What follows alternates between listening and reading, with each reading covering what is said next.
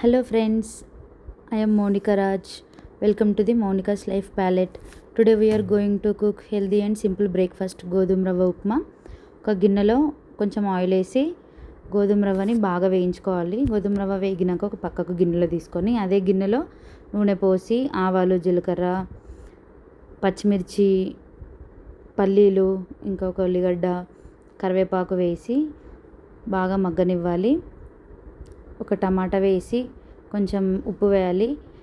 టమాటా soft అయ్యే వరకు కలుపుకొని ఒక 2 మినిట్స్ మూత పెట్టాలి. టమాటా సాఫ్ట్ అయ్యాక ఒక గ్లాస్ రవ్వకి 2 గ్లాస్ ఆఫ్ హాట్ వాటర్ తీసుకోవాలి. వేడి నీళ్ళు తీసుకుంటే తొందరగా ఉడుకుతుంది రవ్వ. మూత పెట్టి 5 మినిట్స్ నీళ్ళు బాగా మరగనివ్వాలి. నీళ్ళు మరిగినాక మనం వేయించుకున్న రవ్వని కలిపి బాగా ఉడకనివ్వాలి. ఉప్మా రవ్వని 5 మినిట్స్ మూత పెట్టుకొని రవ్వ ఉడికినాక మళ్ళీ ఒకసారి కలుపుకొని కొంచెం కొత్తిమీర వేసుకొని ఇంకొక 2 మినిట్స్ ఉడకనివ్వాలి. తర్వాత సర్వ్ చేసుకోవడమే.